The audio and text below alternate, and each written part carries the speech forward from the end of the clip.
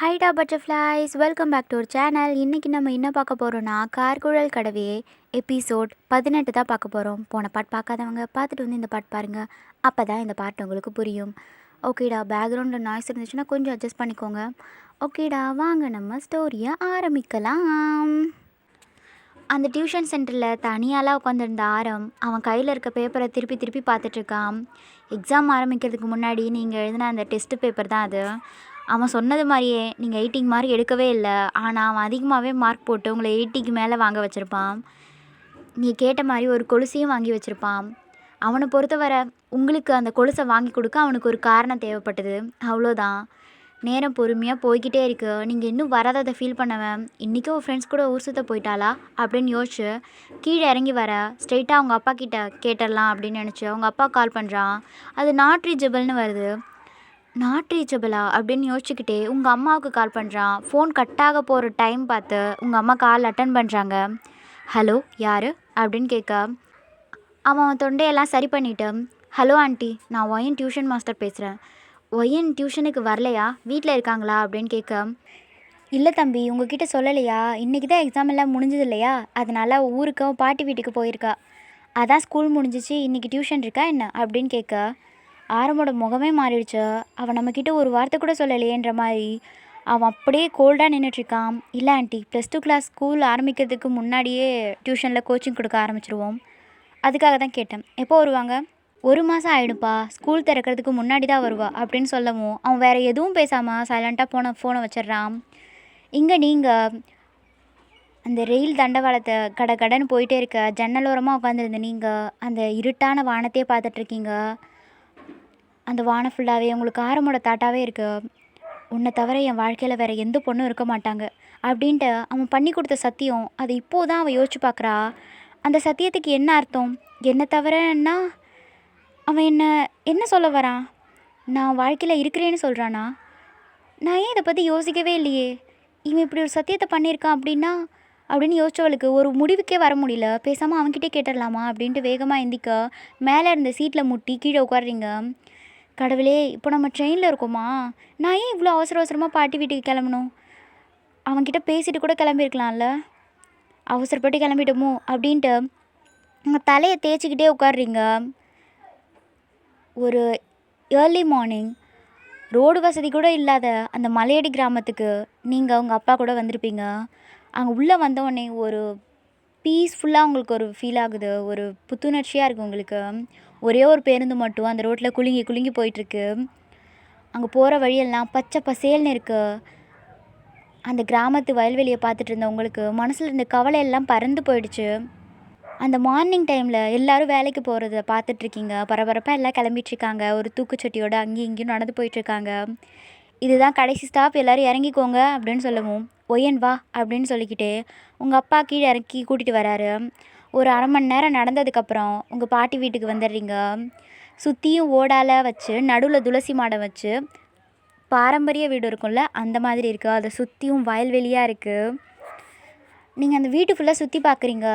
பாட்டி அப்படின்னு கூப்பிட வீட்டில் யாரும் இருக்கிற மாதிரி தெரில, ஆனால் வீடு திறந்து தான் இருக்குது. சரி, நீங்கள் உங்கள் கால் தரையிலே நிற்கலை, அங்கேருந்து பின்பக்கம் ஓடி பார்க்க கண்ணுக்கு எட்டின தூரம் வரைக்கும் வயல்வெளியாக இருக்குது. அந்த தோட்டத்தில் ஒரு பக்கம் வேர்க்கடலையும் இன்னொரு பக்கம் வெண்டைக்காய், கத்திரிக்காய், தக்காளி அப்படின்ட்டு எல்லா காய்கறியும் நடுவு போட்டிருக்காங்க.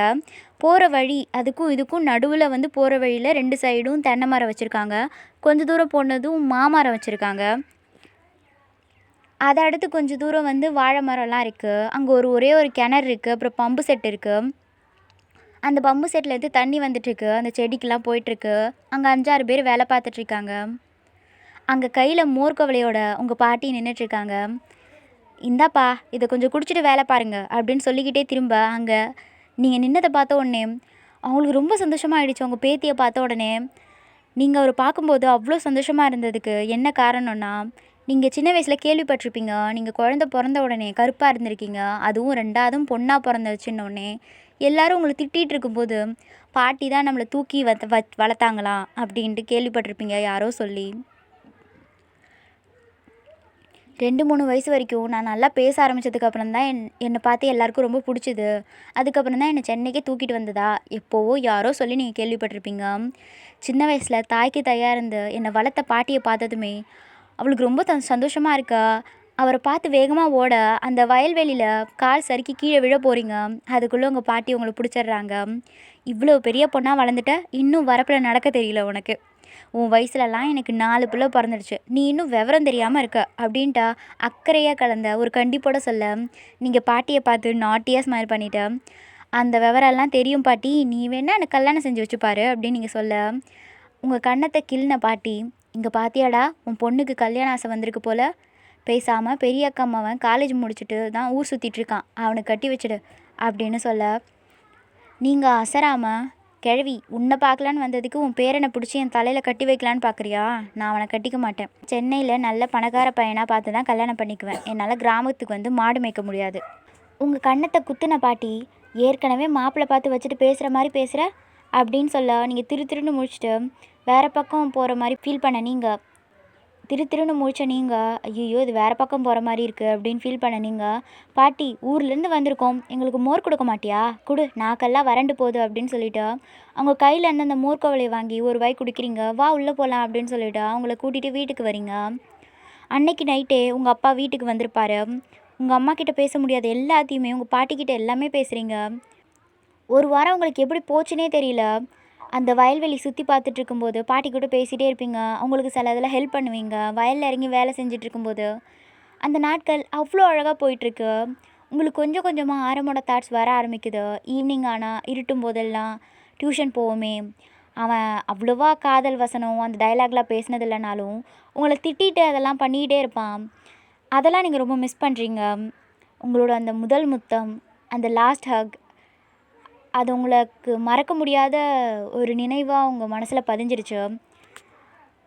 அன்னைக்கு மார்னிங் ஐஸ் ஓப்பன் பண்ண படுத்த இடத்துல படுத்திருக்கீங்க. உங்களுக்கு எந்திரிக்க மனசே வரல. உங்களுக்கு ஆரம்பத்தை பார்க்கணும் போல் இருக்குது. ஒருவேளை நமக்கு மட்டும்தான் இப்படி இருக்குதா? நான் ஊருக்கு வந்திருக்கோன்னு அவனுக்கு தெரிஞ்சிருக்குமா? அவன்கிட்ட சொல்லலைன்னு அவன் கோவப்படுவானோ? இல்லை இதெல்லாம் சாதாரண விஷயந்தான் அப்படின்னு சொல்லி போயிருப்பானோ? அவன் யோசனையிலே இருந்த உங்களுக்கு அந்த டைம் பாட்டி வந்து, குட்டிமா இன்னும் எந்திக்கலையா, நான் கடை தெரு வரைக்கும் போயிட்டு வரேன், உனக்கு ஏதாவது மிட்டாய் வாங்கிட்டு வரட்டுமா அப்படின்னு கேட்க, அதெல்லாம் எதுவும் வேணாம் அப்படின்னு சொல்லிக்கிட்டு எழுந்து உட்காந்த நீங்கள் அப்போ தான் கடை தெருவில் காயின் போட்டு பேசுகிற டெலிஃபோன் ஞாபகம் வர அவசரமாக இருந்துச்சு. நீங்கள் பாட்டி கொஞ்சம் பொறு நானும் வரேன் அப்படின்னு சொல்லி எஞ்சி போயிட்டு ஃபேஸ் வாஷ் பண்ணிவிட்டு ட்ரெஸ்ஸை சேஞ்ச் பண்ணிவிட்டு உங்கள் பாட்டி கூட கடை தெருவுக்கு போகிறீங்க. வீட்டுக்கு தேவையான காய்கறி எல்லாமே பாட்டி வீட்டு தோட்டத்திலே கிடைச்சிது. ஒரு சில பொருள் மட்டும் வாங்க வேண்டியிருக்கும். அவர் கூட நடந்து வந்துட்டு இருப்பீங்க. நீங்கள் உங்கள் கண்ணு ஃபுல்லாக எங்கே இருக்கும் அந்த டெலிஃபோன்னு சொல்லி பார்த்துட்டே வந்துட்டுருக்கீங்க. அப்போ அங்கே ஒரு ஸ்டாண்டில் மஞ்சள் கலர் பெயிண்ட் அடித்தோம், அங்கே ஒரு ஃபோன் இருக்கிறத பார்த்தோன்னே உங்கள் ஐஸ் எல்லாம் பிரைட் ஆகுது. நீங்கள் அவசரமாக, பாட்டி என் ஃப்ரெண்டு ஜூனுக்கு ஃபோன் பண்ணணும், போயிட்டு வரேன், நீ பொருள்லாம் வாங்கிட்டுரு அப்படின்னு சொல்லிக்கிட்டு வேக வேகமாக அந்த டெலிஃபோன் பக்கத்தில் வரீங்க. உங்கள் கையில் எவ்வளோ நேரம் பத்திரமா வச்சுட்டு இருந்த அந்த சில்லறையை பார்க்குறீங்க. அதில் ₹1 அந்த பெட்டி மேலே இருந்த ஓட்டையில் போட்டுட்டு நம்பரை பார்க்குறீங்க. நீங்கள் ஊருக்கு கிளம்பும் போதே உங்கள் அப்பா ஃபோனில் இருந்து ஆரமோட நம்பரை மனப்பாடம் பண்ணி வச்சுருப்பீங்க. நீங்கள் ஒரு வேகத்தில் அந்த நம்பரை டயல் பண்ணிவிட்டு ஒரு சின்ன அமைதிக்கு அப்புறம் ஃபோன் ரிங் ஆக உங்கள் ஹார்ட் பீட் பயங்கர ஃபாஸ்ட்டாக துடிக்குது. உங்களுக்கு ஏனோ உங்களை அறியாமலே உங்கள் உடம்பு ஃபுல்லாக ஒரு மாதிரி நர்வஸ் ஆகுறீங்க. நீங்கள் நமக்கே இவ்வளோ பத்திரமா இருக்குன்ற உங்களுக்கே ஒன்று புரியவே இல்லை. அந்த டெலிஃபோன் ரிசீவரை உங்கள் காதில் எடுத்து வச்சு அந்த ஒயரை டைட்டாக பிடிச்சிக்கிறீங்க. ரிங் போகிற சத்தத்தை விட உங்கள் ஹார்ட் பீட் சத்தம் தான் பயங்கரமாக வேகமாக கேட்குது. உங்களுக்கு என்ன தோணுச்சோன்னு தெரியல, சடனாக அந்த ரிசீவரை அங்கேயே வச்சுட்டு அந்த ₹1 காயின் கீழே விழுந்துருச்சு. உங்களுக்கு நாக்கெல்லாம் வறண்டு போயிடுச்சு. அட கடவுளே, நான் எதுக்காக இவ்வளோ பயப்படுறோம்? இப்போ தான் ஏதோ எஸ்டிடி பூத்துலேருந்து ஃபோன் பண்ணுறோம், நான் யாருன்னு கூட அவனுக்கு தெரிய போகிறதில்ல, அவன் வாய்ஸை மட்டும் கேட்டுட்டு ஃபோனை கட் பண்ணிடலாம் அப்படின்னு நினச்ச நீங்கள் அகெயின் உங்கள் தைரியத்தெல்லாம் வர வச்சுட்டு அகெயின் அந்த காயினை அதில் போட்டுட்டு நம்பரை டயல் பண்ணிவிட்டு ரிசீவர் எடுத்து காதில் வைக்கிறீங்க. முதல் ரிங் போயிட்டு செகண்ட் ரிங் போகும்போது ஃபோனை அட்டன் பண்ணிவிட்டு கோல்டு வாய்ஸில் ஹலோ அப்படின்னு சொல்ல, அவன் வாய்ஸை கேட்டு ஒரு கல்ப் பண்ண நீங்கள் உங்களுக்கு மயக்கமே வந்துடும் போல் இருக்கு.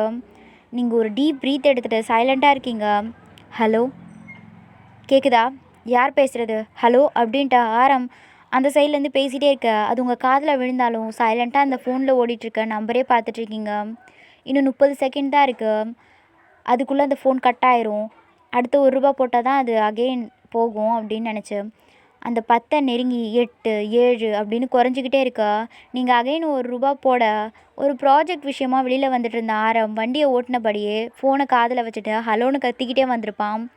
யாரும் பேசாமல் போயிட கால் கட் பண்ணிடலான்னு நினச்ச நேரம், குட்டிமா ஃபோன் பேசிட்டியா, வெரசா வீட்டுக்கு போகலாம் அப்படின்ட்டு ஒரு பாட்டியோட வாய்ஸ் கேட்குது. ஏதோ ராங் நம்பர் போல் நினச்சவனுக்கு டக்குன்னு ஒரு தாட் வருது. அவசரமாக ஃபோனை காதில் வச்ச ஒயன் அப்படின்னு சொல்ல அந்த ஃபோன் கட் ஆகிடுது. இங்கே ஆரம் அவன் காலேஜ் லைப்ரரியில் உட்காந்து ப்ராஜெக்ட்க்கு தேவையான நோட்ஸ் எல்லாம் எடுத்துகிட்ருக்கான். ஆரமோட கவனம் சுத்தமாக படிப்பில் இல்லை. அவனுக்கு இன்னும் காலேஜ் ஆரம்பிக்கல. இருந்தாலும் அவன் ப்ராஜெக்ட் விஷயமாக காலேஜுக்கு வந்து போயிட்டு தான் இருக்கான். அப்போது அங்கே நுழைஞ்ச அவனோட ப்ரொஃபஸர் ஆரம் புக்கை முறைச்சி பார்த்துட்டு இருக்கிறத பார்த்துட்டு அவன் பக்கத்தில் வந்து அவன் ஷோல்டரில் தட்ட, அதில் ரியாலிட்டிக்கு வந்த ஆரம் சார் அப்படின்னு சொல்லிட்டு எந்திரிக்க பார்க்க அவன் தோளில் கை போட்டு எந்திரிக்க விடாமல் உட்கார வச்சு அவன் படிச்சுட்டு இருந்த புக்கை பார்த்து ப்ரொஃபஸர் சிரிச்சுக்கிட்டே, ஆரம் நீ பண்ண போகிற ப்ராஜெக்ட்டுக்கும் இப்போ நீ படிச்சுட்டு இருக்க புத்தகத்துக்கும் என்ன சம்மந்தம் இருக்குது? ஆரம் அவன் ஃபோஹெட்டை ரப் பண்ணிக்கிட்டே, இல்லை சார் கொஞ்சம் மாடலிங் பற்றி ஃபிலிம் இண்டஸ்ட்ரிங் பற்றி தெரிஞ்சுக்கலான்னு நினச்சேன், அதுக்காக தான் இந்த புக்கை படிச்சுட்டு இருந்தேன். அவனை புரியாமல் பார்த்த ப்ரொஃபஸர், நீ மிஷினை பற்றி படிக்கிற, உன்னோட படிப்புக்கும் மாடலிங்க்கும் இன்ட்ரெஸ்ட்டுக்கும் நீ மிஷினை பற்றி படிக்கிற, உன்னோட படிப்புக்கும் மாடலிங் இண்டஸ்ட்ரிக்கும் என்ன சம்மந்தம் இருக்குது? எல்லா டைரக்டர்ஸும் போலவே இன்ஜினியரிங் முடிச்சுட்டு டைரெக்ஷன் போகலான்னு இருக்கியா அப்படின்னு கேட்க அவன் சிரிச்சானே தவிர பதில் எதுவுமே சொல்லலை. அவன் முதுகில் தட்டி கொடுத்த ப்ரொஃபஸர், உனக்கு எதுலெல்லாம் இன்ட்ரெஸ்ட் இருக்கோ அதெல்லாம் நீ ட்ரை பண்ணலாம், எந்த பிரச்சனையும் இல்லை அப்படின்னு சொல்லிகிட்டே இருக்கா.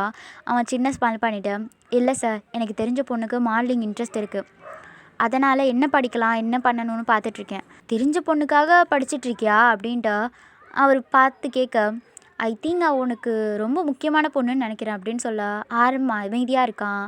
மைண்டு கொஞ்சம் டிஸ்டர்பாக இருக்குது சார், அதான் வேறு ஏதாச்சும் படிக்கலான்னு கொஞ்சம் மைண்ட் டைவர்ட் பண்ண வேறு சப்ஜெக்ட் எடுத்து படித்தேன்.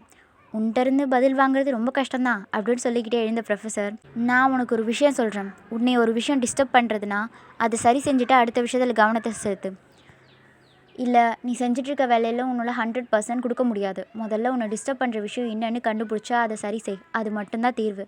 ஒரு இடத்துல வலி ஏற்பட்டால் அந்த வலியை குறைக்கிறதுல கவனம் செலுத்துறதை விட அந்த வலி எதனால் போட்டுச்சோ அந்த காரணத்தை சரி செஞ்சால் தான் அந்த வலி முழுமையாக போகும். அதனால் பிரச்சனையிலும் கிளைகளை பிடிச்சி தொங்காமல் வேரில் என்ன பிரச்சனை இருக்குன்னு பார்த்து சரி செய் அப்படின்னு சொல்லிட்டு போக ஆரம் ஒரு டீப் ப்ரீத் எடுத்துகிட்டு அவன் ஃபேஸை 2 கையால் மூடினபடி சைலண்ட்டாக ஒரு இடத்துல உட்காந்துருக்க.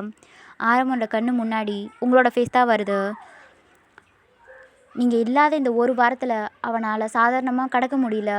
எவ்வளோ ட்ரை பண்ணாலும் அவன் ஒவ்வொரு முறை அந்த டான்ஸ் கிளாஸ் பில்டிங்கை தாண்டும் போது அவன் கண்ணு அந்த மொட்டை மாடியை பார்த்துட்டு தான் போகுது. என்னைக்காவது நீங்கள் திடீர்னு வந்து அங்கே நிற்க மாட்டிங்களா அப்படின்ட்டு அவன் மனசு ஏங்குது. ரோட்டில் போகும்போது கூட அங்கே இருக்கிற கடையில் எங்கேயாவது நீங்கள் உங்கள் ஃப்ரெண்டு கூட சண்டை போட்டுட்டு இருக்க மாட்டிங்களா அப்படின்னு அவன் கண்ணு தேடுது. நீங்கள் வந்ததுக்கப்புறம் அம்மா கூட பேசுகிறத ரொம்ப குறைச்சிருப்பான். இப்போ எல்லாம் அவங்க அம்மாவோட ஃபோட்டோ கூட அதிகமாக பேசுகிறதே கிடையாது. ஆனால் நீங்கள் போனதுக்கப்புறம் அவங்க அம்மா கிட்ட நிறையா பேசுகிற மாதிரி அவனுக்கு ஒரு ஃபீல் ஆகுது. கிட்டத்தட்ட நீங்கள் இல்லாத வேர்ல்டு அவனுக்கு கொஞ்சம் வெறுமையாக இருக்கிற மாதிரி ஃபீல் பண்ணுறான். இன்றைக்கி திடீர்னு இன்றைக்கி வந்த ஃபோன் அவன் மனசில் உள்ள காயத்தை அதிகப்படுத்துன மாதிரி போயிடுச்சு.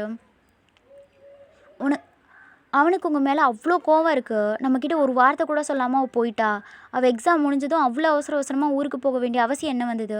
அப்படியே போகணுன்ட்டு கூட என்கிட்ட ஒரு வார்த்தை சொல்லியிருக்கலாம் இல்லையா? அட்லீஸ்ட் அவள் அப்பா ஃபோன்லேயாவது எனக்கு ஃபோன் பண்ணி பேசியிருக்கலாம். ஆனால் அவள் எதுவுமே செய்யலை. சின்ன குழந்தை ஒன்று பார்த்ததுமே இன்னொன்று மறக்கிற மாதிரி லீவ் கிடச்சதும் அவள் பாட்டி வீட்டுக்கு போயிட்டு என்ன மறந்துட்டா போல். ஒரு சின்ன குழந்தை மேலே ஆசைப்பட்டது என்னோடய தப்பு தான் அப்படின்ட்டு உங்கள் மேலே கோவமாக இருந்தாலும் இன்றைக்கி நீங்கள் ஃபோன் பண்ணதும் அவனுக்கு சொல்ல முடியாத ஒரு சந்தோஷத்தை கொடுத்தது. இது இப்படியே விடுறது சரிப்பட்டு வராதுன்னு சொல்லிட்டு புக்கெல்லாம் எடுத்து வச்சுட்டு லைப்ரரியிலேருந்து வெளில வந்தவன் காலையில் ஃபோன் வந்த நம்பருக்கு அகைன் கால் பண்ண ஃபுல் ரிங் ஆகி கட்டானதை தவிர யாரும் எடுக்கவே இல்லை. 2-3 டைம்ஸ் கால் பண்ணுறான். 10 முறை கூட கூப்பிட்டுட்டான். பட் யாருமே எடுக்கவே இல்லை. அவனுக்கு இருந்த பொறுமையெல்லாம் காற்றுல பறந்து போயிட்டே இருக்கா.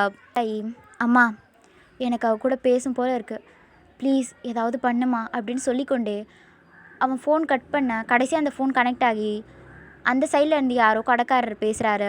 ஹலோ யார் பேசுகிறது அப்படின்னு கேட்க ஆரம் ரொம்ப பரபரப்பா காலையில் இந்த நம்பர்லேருந்து கால் வந்துச்சு. கடைக்காரர் அலட்சியமாக இது ஒரு பப்ளிக் பிசிஓ, யார் வேணாலும் ஃபோன் பண்ணுவாங்க, யாரையும் நல்லா கண்டுபிடிக்க முடியாது, ஃபோனை வைங்க அப்படின்னு சொல்ல வரவும் சடனாக அவன் குரலை மாற்றி ரொம்ப கடுப்பா, நாங்கள் கவர்மெண்ட்லேருந்து கால் பண்ணுறோம். உங்கள் கிராமத்துக்கு போக்குவரத்து வசதி வேணும்னு கேட்டிருந்தீங்க. அதை செக் பண்ணுறதுக்காக தான் கால் பண்ணோம். கிராமத்தோட டீட்டெயில்ஸ் எல்லாம் கொடுங்க அப்படின்னு கேட்கவும், அடுத்த 5 நிமிஷத்தில் அந்த கிராமத்தோட மொத்த டீட்டெயிலும் உங்கள் கையில் இருக்குது. இங்கே நீங்கள் உங்கள் கன்னத்தில் கை வச்சுட்டு, நீங்கள் சின்ன வயசில் நட்டு வச்ச அந்த தென்னை மரத்தை கட்டி பிடிச்சிட்டு உட்காந்துருந்த நீங்கள் அந்த பச்சை பசேல்னு இந்த வயலை பார்த்து வேடிக்கை பார்த்துட்ருக்கீங்க. குட்டிமா, உன் முகம் ஏன் இப்படி வாடி கிடக்கு?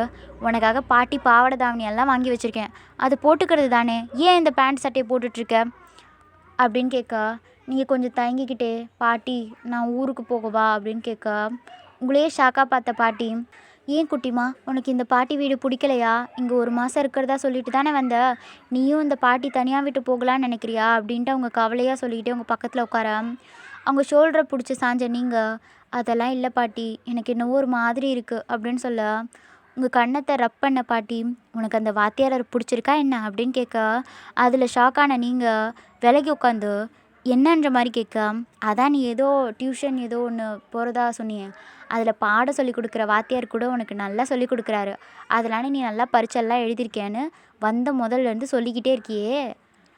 பாட்டி, அவர் வாத்தியார்லாம் கிடையாது, அவர் எனக்கு டியூஷன் சொல்லி கொடுக்குற டியூஷன் மாஸ்டர். எதுவாக வேணால் இருந்துட்டு போகட்டும், உனக்கு அவர் பிடிச்சிருக்கா என்ன? சினிமா பட ஹீரோ மாதிரி இருப்பார்னு சொல்லியிருக்க, நல்ல பணக்கார பையனாக படித்த பையனும் சொல்ல வேற, எது வேணால் இருந்துட்டு போகட்டும், உனக்கு அவரை பிடிச்சிருக்கா என்ன? சினிமா பட ஹீரோ மாதிரி இருப்பார்னு சொல்லியிருக்க, நல்ல பணக்கார பையன் படித்த பையனுன்னு சொல்கிற வேற, யாராவது மடக்கிட போகிறாங்க அப்படின்னு சொல்ல, உங்களுக்கு கொஞ்சம் கோவம் வருது. பாட்டி, அவர் அப்படிலாம் பண்ண மாட்டார், எதுக்கும் தேவையில்லாமல் இதெல்லாம் பேசிகிட்டு இருக்கீங்க, அவர் எனக்கு டியூஷன் மாஸ்டர் அவ்வளோதான், நீ தேவையில்லாமல் யோசிச்சுட்ருக்காம போய் அங்கே வேலை பார்க்குறவங்களுக்கு மோர் கொடு, நான் இந்த பக்கம் போய் கொடுத்துட்டு வரேன் அப்படின்னு சொல்லிட்டு எந்திரிச்சு போகிறீங்க. உங்களை அறியாமலே பாட்டிக்கிட்ட ஆரம் பற்றி அதிகமாக பேசிகிட்டு இருக்கோன்றது அப்போ தான் உங்களுக்கு புரியுது. இன்னும் எத்தனை நாள் இப்படி தாக்கு பிடிக்க முடியும்ன்ட்டு உங்களுக்கே தெரியல. இன்றைக்கி அவங்ககிட்ட ஒரு வார்த்தை பேசியிருந்தாவது உங்கள் மனசு கொஞ்சம் இதமாக இருந்திருக்குன்னு நினச்சேன். நீங்கள் அன்றைக்கி வேலையெல்லாம் முழுசாக முடிஞ்சதும் உங்களுக்கு எதை பண்ணாலும் ஆரமோட ஞாபகம் தான் வருது.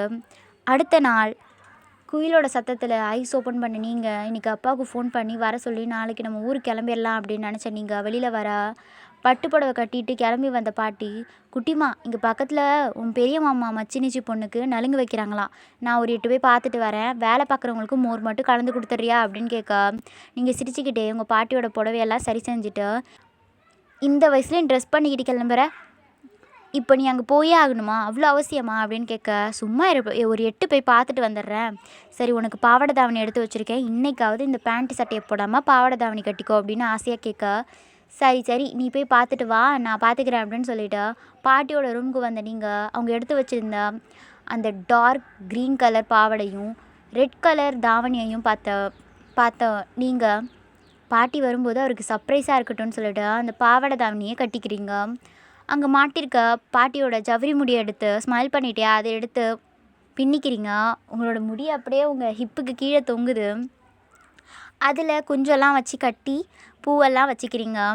எல்லாம் பண்ணிவிட்டு கிராமத்து பொண்ணாகவே மாறியிருந்தீங்க. நீங்கள் தோட்ட வேலை பார்க்குறவங்களுக்கு மோர் கலந்து கொடுத்துட்டு மதிய நேரமாக அங்கேருந்து ஒரு கைத்துக்கட்டிலில் உட்காந்துருந்த நீங்கள் ஏனோ ஆரம் இந்த உடையில பார்த்தா எப்படி இருக்கும் அப்படின்னு சொல்லி யோசிச்சுட்ருக்கீங்க. ரொம்ப நேரம் உங்கள் சிந்தனையிலே யோசிச்சுட்டு இருந்த நீங்கள் அப்படியே அந்த கட்டிலில் படுத்து தூங்கிடுறீங்க. அந்த டைம் யாரோ கத்துற சவுண்ட் கேட்டு திடுக்கிட்டு ஐஸ் ஓப்பன் பண்ணி வயல்வெளியை பார்த்து கொண்டு இருந்த நீங்கள் எல்லாம் வீட்டை நோக்கி ஓடுறத பார்த்து ஒன்றும் புரியாமல் பதறி அடிச்சுக்கிட்டு எழுந்து நடந்து வரீங்க.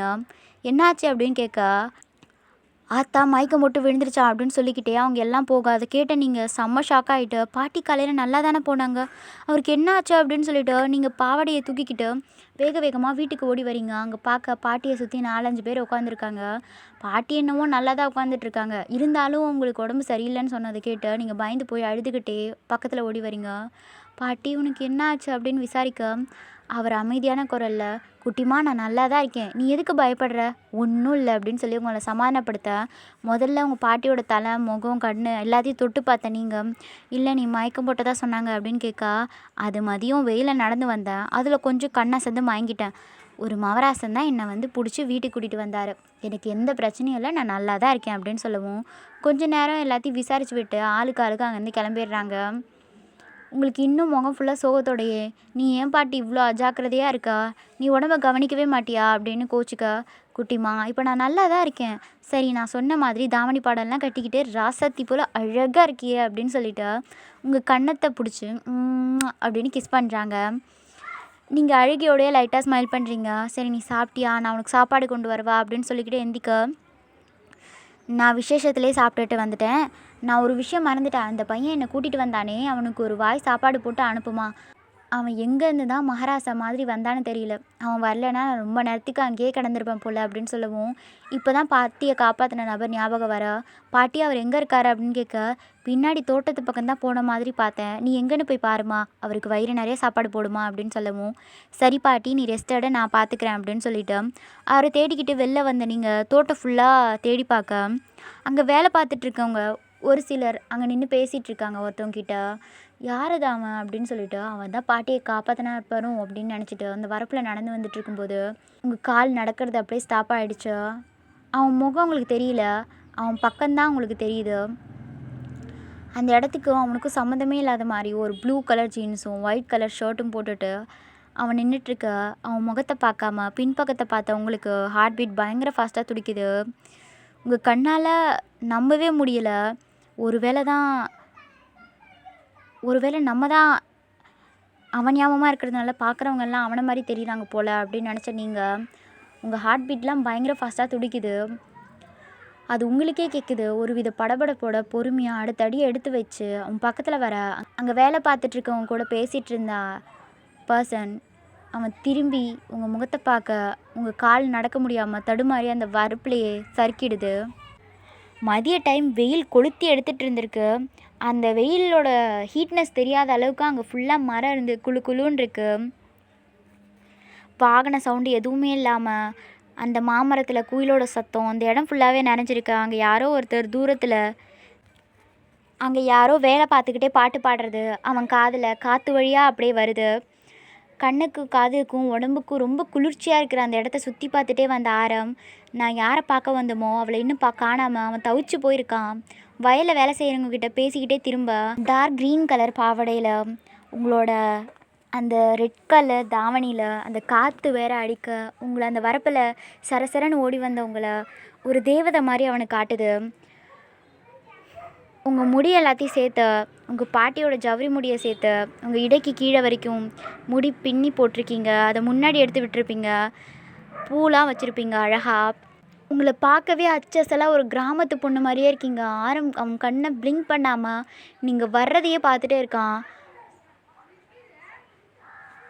அவன் இங்கே வரும்போது உங்ககிட்ட ஒரு வார்த்தை கூட பேசக்கூடாது. தூரத்துலேருந்து உங்களை பார்த்துட்டு போயிடலாம், இன்றைக்கி நைட்டே ரிட்டன் போயிடணும்னு நினச்சி தான் வந்திருப்பான்.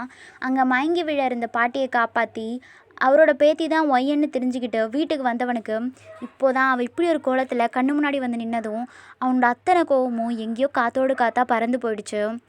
அவனை மறந்து உங்களை பார்த்து ரசிக்க ஆரம்பிக்கிறான். அவன் முன்னாடி இருக்கிறவன் உண்மையாக ஆரம்தானா அப்படின்ட்டு புரியாமல் பார்த்துட்டு இருந்த நீங்கள் அந்த வரப்பில் கால் சறுக்கி கீழே விழப்பாக்க டக்குன்னு சுதாரிச்சு உங்கள் பக்கத்தில் ஓடி வந்த ஆரம் உங்களோட ஹிப்போடு சேர்த்து உங்களை தாங்கி பிடிச்சிக்கிறான். அங்கே வீசுகிற இளந்தென்றல் காற்று அவன் தலைமுடியை களைச்சி விட்டு போக, அந்த மதிய வெயில் அவன் முகத்தில் பட்டு அவன் தங்கம் போல் ஜொலிச்சிட்ருக்கான். அவனை இவ்வளோ பக்கத்தில் பார்த்த உங்களுக்கு இதயமும் ஒரு நிமிஷம் நின்னோட மாதிரி இருக்குது. 2 பேரோட கண்ணு ஒன்றோடு ஒன்றா கலக்குது. ஒன்றும் புரியல, சொல்ல தெரியல, கண்ணு மொழியில கண்ட அழகுல ஆசை கூடுதே. சாங் பேக்ரவுண்டில் ஓடுற மாதிரி அவனுக்கு ஃபீல் ஆகுது. 2 பேரும் ஒருத்தரை மறந்துட்டு ஒருத்தர் பார்த்துட்ருக்கீங்க. உங்களோட அந்த கருநிற வைரம் போல் இருந்த உங்களோட மேனியில் அழகாக மையிட்டு இருந்தவங்க 2 கண்ணு அதுலேருந்து வெளில கொண்டு வரவே முடியல. எலும்பு மாதிரி இல்லாமல் நல்லா புசு புசுன்னு இருக்கீங்க. உங்களை பிடிச்சிட்டு இருந்த ஆரம்புக்கு இவளை இத்தனை நாளாக சின்ன பொண்ணுன்னு நினச்சிருந்தோம் அப்படின்ட்டு அவன் மனசு அப்படியே தடுமாறுது. ரொம்ப நாள் கழித்து அவனோட பர்ஃப்யூம் ஸ்மெல்லை ஃபீல் பண்ண நீங்கள் அந்த வயல்வெளி வாசத்தோடு சேர்ந்து ஒரு மாதிரி ஒரு கிறக்கமாகுது. உங்களுக்கு சுற்றி இருக்கவங்க எல்லாருமே வெயிலில் காஞ்சிட்ருக்க 2 பேருக்கு மட்டும் அடமழை பொழியிற மாதிரி அந்த மொட்டை வெயிலில் ஒருத்தரோட ஒருத்தர் முகத்தை பார்த்துட்ருக்கீங்க. எங்களை மட்டும் அந்த மெட்ராஸ் தம்பியை எங்களை அந்த மெட்ராஸ் தம்பியை காணோம் அப்படின்ட்டு ஒரு குரல் கேட்க, அந்த குரலில் ரியாலிட்டிக்கு வந்த நீங்கள் நம்ம இப்போது வெளியில் இருக்கோன்றதை ஃபீல் பண்ணிவிட்டு அவசர அவசரமாக அவன்கிட்ட இருந்து பிரிஞ்சு நிற்க, உங்களோட இந்த புதுமையான தோற்றத்தை ஆரம் பார்த்துட்டு கொஞ்சம் தடுமாறி போய் தான் நிற்கிறான். அவனால் உங்கள்கிட்ட இருந்து அவன் கண்ணை பிரிக்கவே முடியல.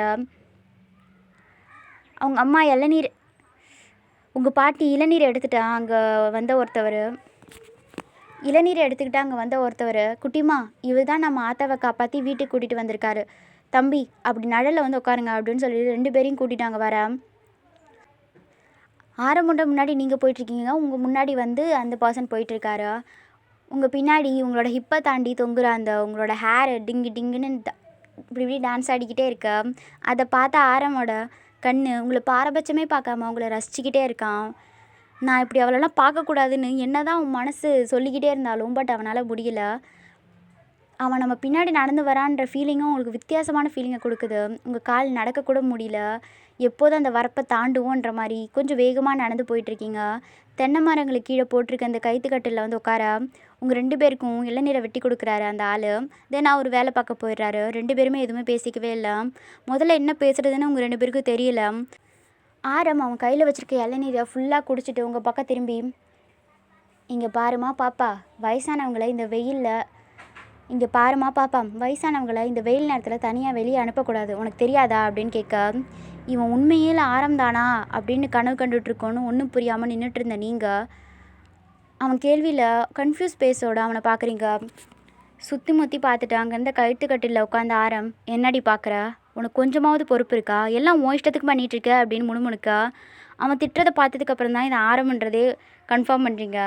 பறந்துட்டு இருந்த உங்கள் தாவணியை பிடிச்சி இடுப்பில் சொருகின நீங்கள் உங்கள் கையை கட்டிக்கிட்டு, நீங்கள் இங்கே என்ன பண்ணுறீங்க, தயவு செஞ்சு என்ன பார்க்க வந்தேன்னு மட்டும் சொல்லிடாதீங்க அப்படின்னு சொல்ல, நீங்கள் இவ்வளோ நளினமாக அந்த தாவணியை எடுத்து உங்கள் இடுப்பில் சொருகிறத ஏதோ ஒரு கவிதை மாதிரி பார்த்துட்டு இருந்த ஆரம் அவன் தலையை ஹெட் ஷேக் பண்ணிவிட்டு வேறு பக்கம் டேர்ன் பண்ணிவிட்டு, நான் ஏன் உன்னை பார்க்க வர போகிறேன், எனக்கு வேறு வேலை இருக்குது, நான் ஏன் உன்னை பார்க்க வர போகிறேன், எனக்கு என்ன வேறு வேலை இல்லைன்னு நினச்சிட்ருக்கியா அப்படின்னு கேட்க, அவன் பொய் சொல்கிறான்றத அவன் முகத்தை பார்த்தாலே நல்லா தெரியுது. பட் முகத்தை சீரியஸாக வச்சுக்கிட்டு அவன் பக்கமாக நடந்து வந்த நீங்கள், அப்புறம் என்ன இந்த பக்கம் அப்படின்னு கேட்க, அவன் கையை பின்னாடி ஊனி சாஞ்ச மாதிரி உங்களை மேலேருந்து கீழே வரைக்கும் பார்த்த ஆரம், எனக்கு இந்த ஊர்லேருந்து ஃபோன் வந்துச்சோ, அதான் யாருன்னு பண்ணாங்க, எதுக்கு பண்ணாங்கன்னு கேட்டுட்டு போகலான்னு வந்தேன்.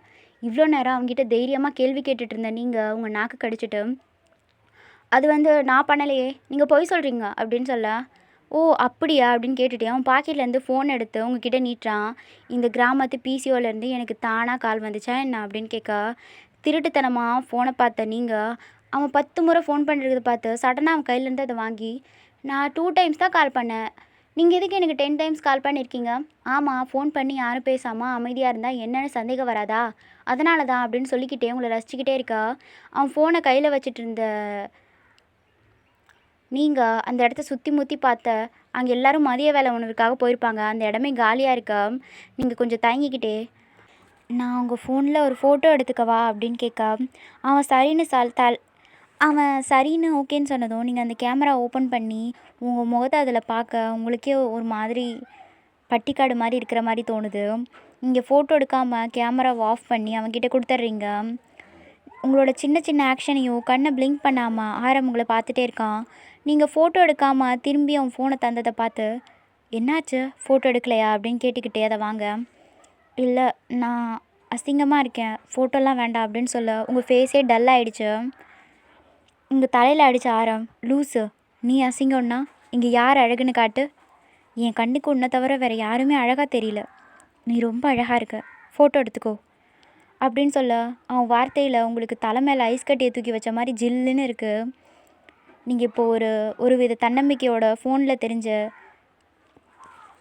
இப்போ நீங்கள் ஒரு தன்னம்பிக்கையோட ஃபோனை திறந்து உங்களை தனியாக ஒரு ஃபோட்டோ எடுக்க உங்கள் பின்னாடி வந்தவன் கேமராவை இப்படி இப்போ தான் பேக்ரவுண்ட் எல்லாம் தெரியும் அப்படின்னு சொல்லிகிட்ருக்க, ஸ்க்ரீனில் தெரிஞ்ச அவன் முகத்தை பார்த்துட்டு இருந்த நீங்கள் உங்கள் 2 பேரையும் சேர்த்து ஃபோட்டோ எடுக்க ஆசையாக இருந்தாலும் உங்களுக்கு கொஞ்சம் தயக்கமாக இருக்குது.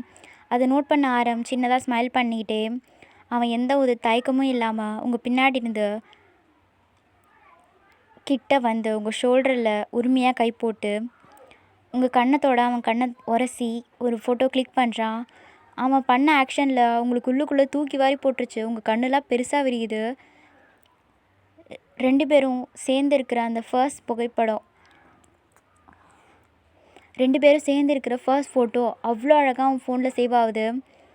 அவசரமாக அவன்கிட்டருந்து பிரிஞ்ச நீங்கள் என்ன பண்ணுறீங்க அப்படின்னு கேட்க, என்ன பண்ணேன், நீ தானே ஃபோட்டோ எடுக்கணும்னு சொன்ன, அதுக்கு ஹெல்ப் பண்ணேன். உங்களுக்கு படபடன்னு இருக்கு. அந்த டைம் வீட்டுக்கு பக்கத்தில் இருந்து அவனை சாப்பிட வாங்க அப்படின்னு சொல்லி ஒரு குரல் கூப்பிட, வாங்க பாட்டி உங்களுக்கு சாப்பாடு போட்டு அனுப்பி வைக்க சொன்னாங்க, ஏற்கனவே டைம் ஆகிடுச்சு அப்படின்னு அங்கேருந்து நடக்க, உங்கள் பின்னாடி நடந்து வந்திருந்த ஆரம், ஒரு வாரத்தில் உனக்கு எப்படி முடி இவ்வளோ பெருசாக வளர்ந்துச்சு அப்படின்னு சொல்லிக்கிட்டே உங்கள் முடியை பிடிச்சி இழுக்க, அவன் இழுத்த எழுப்பில் நீங்கள் அவன் செஸ்ஸில் போய் சாஞ்சு நிற்கிறீங்க. உங்களை பார்த்து அழகாக ஸ்மெல் பண்ண ஆரம் ஃபோன் எடுத்து உங்கள் 2 பேரையும் அந்த வயலுக்கு நடுவில் இருக்கிற மாதிரி ஒரு பிக் எடுக்கிறான். சத்தியமாக சொல்கிறேன், செம்ம அழகாக இருக்கடி. உங்களோட ஃபீலிங்ஸை உங்களால் வாய் திறந்து சொல்ல முடியல. உங்களுக்கு அப்படியே கூஸ் பம்ஸாக இருக்கும். இதை விட ஆரம் இப்படிலாம் பேசுவான்னு, நீங்கள் இப்படிலாம் நடந்துக்குவான்னு சொல்லி நீங்கள் கொஞ்சம் கூட எக்ஸ்பெக்ட் பண்ணதே கிடையாது. எப்போவும் அவன் பேச்சுக்கு எதிர்பேச்சு பேசிகிட்டே இருந்த உங்களுக்கு இன்றைக்கி எப்போவுமே அவன் பேச்சுக்கு எதிர்பேச்சு பேசிகிட்டே இருப்பீங்க. ஆனால் எதுவுமே பேச தோணவே இல்லை. அவனை கூப்பிட்டுட்டு வீட்டுக்கு வந்து நீங்கள் தரையில் வாழை இலை வச்சு அவனுக்கு உணவெல்லாம் பரிமாறுறீங்க. சமணமிட்டு அமர்ந்த ஆரம் அந்த வீட்டை அவன் கண்ணாலே சுற்றி சுற்றி பார்த்துட்ருக்கான். பாரம்பரியம் மாறாமல் அழகாக இருக்க அந்த வீடு அவனுக்கு ரொம்ப பிடிச்சிருக்கு. நீங்கள் சமையல் அறையிலேருந்து ஒவ்வொன்றா எடுத்துகிட்டு வந்து அவன் முன்னாடி அடுக்கி வச்சுட்டு தரையில் உட்காந்து அந்த வீட்டை பார்த்துட்டு இருந்த கண்ணை உங்கள் காலுக்கு வந்து நிற்கிது. நீங்கள் தலையிலேருந்து கால் வர எல்லாமே கிராமத்து போன மாதிரி இருந்தாலும் காலில் கொலுசுதல் இல்லாதது அவனுக்கு ஒரு மாதிரி உறுத்துது. உணவு எடுத்து வச்சுட்டு இருந்த நீங்கள் அவனுக்கு மோர் கலந்து கொண்டு வந்து அவன் முன்னாடி வந்து உட்காந்து அவனுக்கு பரிமாறிக்கிட்டு இருக்கா.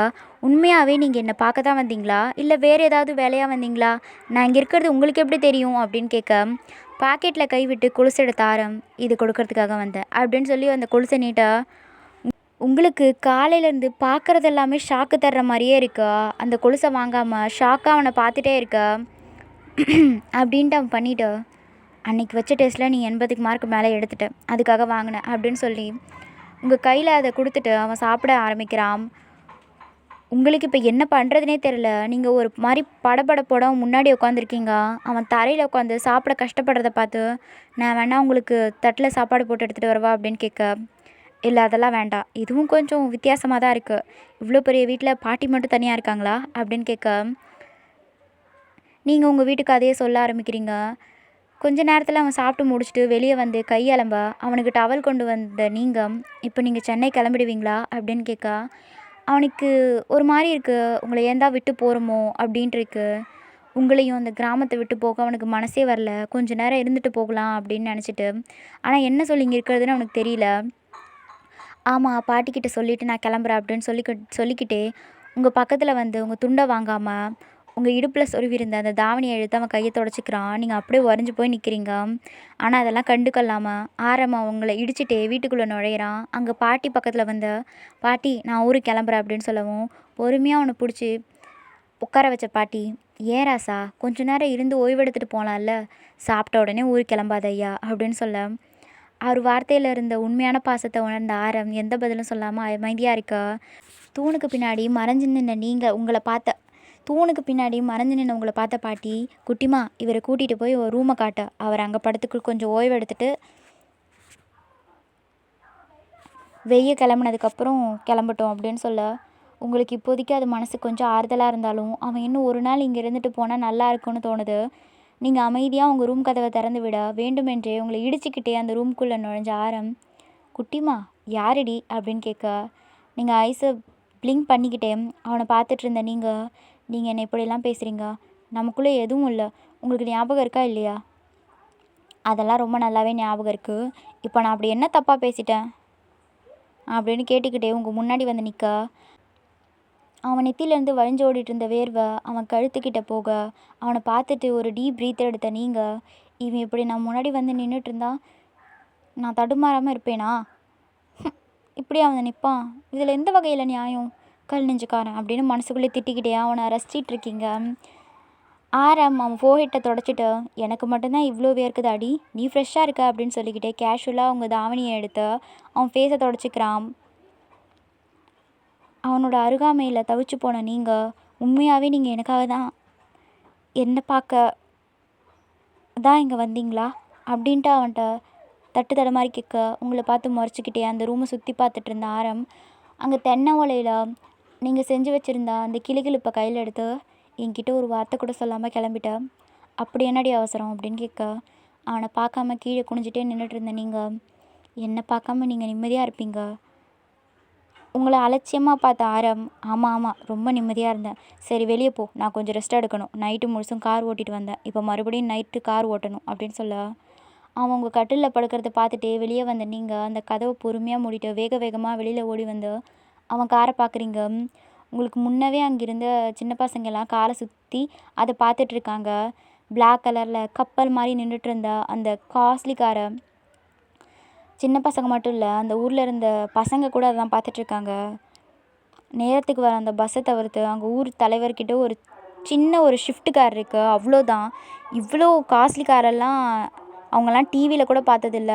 அவங்க அந்த காரை ஏதோ அதிசயம் மாதிரி பார்த்துட்ருக்க வாசலில் நின்றுட்டு இருந்து காரை பார்த்துட்டு இருந்த நீங்கள் அப்படியே உங்கள் கண் அந்த கார் டயர்கிட்ட போகுது. நீங்கள் உங்கள் நகத்தை கடிச்சிக்கிட்டே தீவிரமாக யோசிச்சுட்ருக்கீங்க. ஏதோ யோசனை வந்த மாதிரி முகமெல்லாம் பிரைட்டாகுது. வேகமாக வீட்டுக்குள்ளே போயிட்டு கோணி தைக்கிற ஊசியை தேடுறீங்க. ஈவினிங் டைம் வர நல்லா குட்டி தூக்கம் போட்ட ஆரம் ஃப்ரெஷ் ஆக்கிட்டு ஊருக்கு போகிறதுக்காக ரெடி ஆகிட்டு வரான். பாட்டி நான் கிளம்புறேன் அப்படின்னு சொல்லிவிட்டு அங்கேருந்து வரேன், கொஞ்சம் இருப்பா அப்படின்னு சொல்லி அவங்க தோட்டத்தில் காய்ச்ச காய்கறி எல்லாமே அவர் ஆரம்பிக்கிட்ட கொடுக்க ஸ்மைல் பண்ணிக்கிட்டே இல்லை பாட்டி இதெல்லாம் வேண்டாம், உங்கள் பாசம் மட்டும் எனக்கு போதும். அது இல்லை ராசா, இதெல்லாம் அம்மா கிட்டே கொடு, அம்மா ரொம்ப சந்தோஷப்படுவாங்க அப்படின்னு சொல்லவும் அவன் முகமே லேசாக மாற கண்டிப்பாக பாட்டி, அம்மா இருந்திருந்தா ரொம்ப சந்தோஷப்படுவாங்க. ஆனால் அவங்க இப்போ இல்லை. நிச்சயமாக அவங்க மேலேருந்து இதெல்லாம் பார்த்துட்டு ரொம்ப சந்தோஷப்பட்டு தான் இருப்பாங்க. அவன் அம்மா இல்லைன்னு சொன்னதும் பாட்டிக்கு என்னவோ மாதிரி ஆயிடுச்சு. அவன் கையை பிடிச்சிட்டு அவன் கண்ணத்தை கிள்ளி நீ கவலைப்படாத ராசா, நீ மறுபடியும் இந்த பக்கம் வந்தால் கண்டிப்பாக பாட்டி வீட்டுக்கு வந்துட்டு போ, உனக்கு இந்த பாட்டி இருக்கேன் சரியா அப்படின்ட்டு அவன்கிட்ட ரொம்ப உரிமையாக பேச கிராமத்து மனுஷன்கிட்ட மட்டும்தான் இந்த சந்தேகம் இல்லாமல் ஒரு உணர்வு பூர்வமாக பழக முடியும். அதை பார்த்து ஒரு நாள்லையே நம்ம இப்படி நெருங்கின சொந்த மாதிரி நடந்தின பாட்டியை பார்த்து அவன் ஸ்மைல் பண்ணிக்கிட்டே சரி பாட்டி அப்படின்னு சொல்லிக்கிட்டு உங்களை தேட அவன் கிளம்புறான்ற சோகமே இல்லாமல் ஒரு மாதிரி பதட்டத்தோடு நின்றுட்டுருக்கீங்க. பாட்டி கவனிக்காத வண்ணம் உங்கள் பக்கத்தில் வந்தவன் இதுதான் சாக்குன்னு இங்கே ஒரு மாதம் தங்கிடாத, மரியாதையாக 2 நாளில் ஊர் வந்து சேரு சரியா, +2 கிளாஸ் ஸ்டார்ட் பண்ண போகிறேன் அப்படின்னு உங்களை பார்த்து கொஞ்சம் மிரட்டிட்டு அங்கேருந்து கிளம்ப கார் நகராததை பார்த்து ஜன்னலை திறந்து பின்னால் இருக்க டயர் பஞ்சராக்கி இருக்கிறத பார்க்குறான்.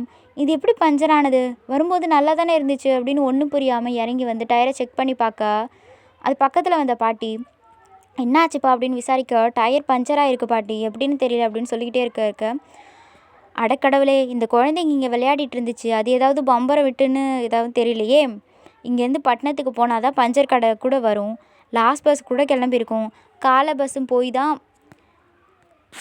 பஸ்ஸில் போய் தான் பஞ்சர் ஓட்டி கொண்டு வர முடியும், பேசாமல் ஒன்று பண்ணு, கடவுளே பார்த்து உன்னை இங்கே தங்க வைக்கணும்னு முடிவு பண்ணி தான் வண்டியை பஞ்சர் பண்ணியிருக்காரு, நீ இன்றைக்கி நைட்டு இங்கேயே தங்கி போவேன் அப்படின்னு சொல்ல அவன் தயங்கிக்கிட்டே இல்லை பாட்டி அது எப்படி நான் அப்படின்னு தயங்க என் உசிரை காப்பாற்றின மகாராசனி, உனக்கு என் வீட்டில் இடம் இருக்காதா வாராசா அப்படின்னு சொல்லி கையை பிடிச்சி அகைன் வீட்டுக்குள்ளே கூட்டிகிட்டு போக அங்கே துணியோட மறைவில் நின்றுட்டு இருந்தவங்களுக்கு சந்தோஷம் தாங்க முடியல. பாட்டி கையை பிடிச்சி நடந்து வந்த ஆரம் உங்களை சந்தேகமாக பார்த்த மாதிரியே உள்ளே நுழையிறான். ஓகேடா, நெக்ஸ்ட் பார்ட்டில் சந்திப்போம்.